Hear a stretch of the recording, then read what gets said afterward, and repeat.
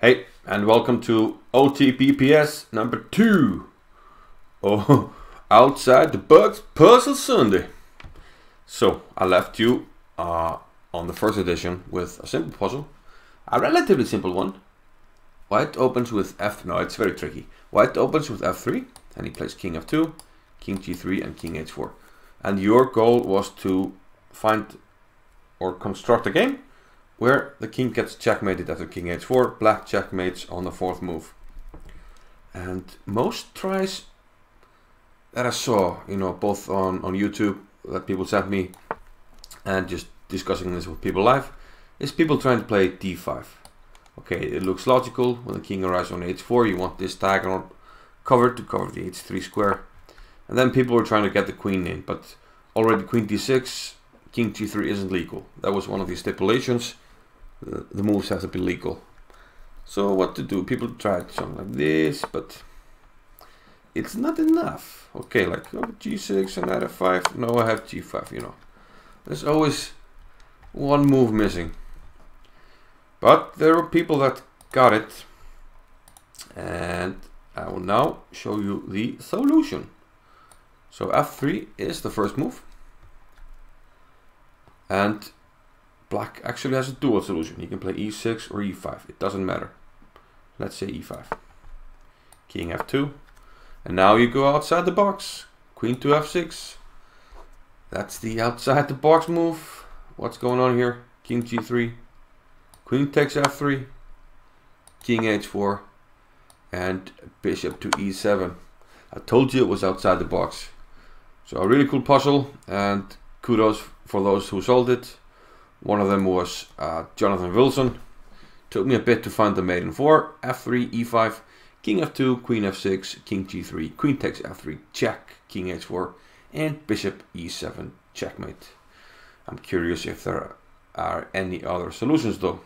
Not that I'm aware of. But like I said, there's a dual solution if you go E6 or E5. It doesn't matter. Okay, very well done indeed.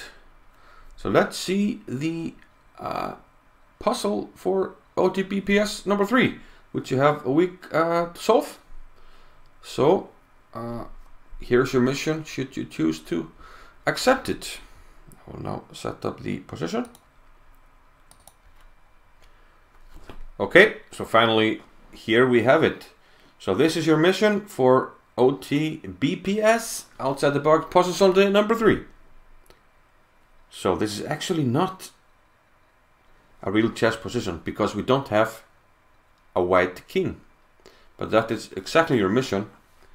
Place the white king on the chessboard so that we have a legal position. Now what do I mean by that? Well, as you can see, the king on D1, it is under check, isn't it? Isn't it? So this bishop is checking the king on D1. But how did the bishop get there? If the white king was on B3, how did it get there? Because if it was there, then it was checked by 2 pieces at the same time, which is very hard to do because it's often very illegal unless it's with a discovered check. So you have to find out where the white king is supposed to be. If you place it on, let's say, E7, you're not going to produce a legal position because you have to, what was white's last move if the king is on E7? How did you make a check on A4 if your last move was king to E7? Your last move couldn't have been king to E7 because that's illegal. So if you find the solution, you also have to find the last 3 moves by each side. So white's last move, black's move before that, and white's last move before that. So this is what we call a retrogade analysis. You have to find out, it's just a logical puzzle. You have to find out where the king is, how it got there, and why.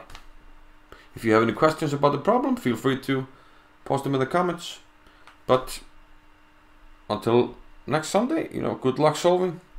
And if you can solve it, leave some comments, and I'll post them in the next video if you're correct. See you then. Bye bye.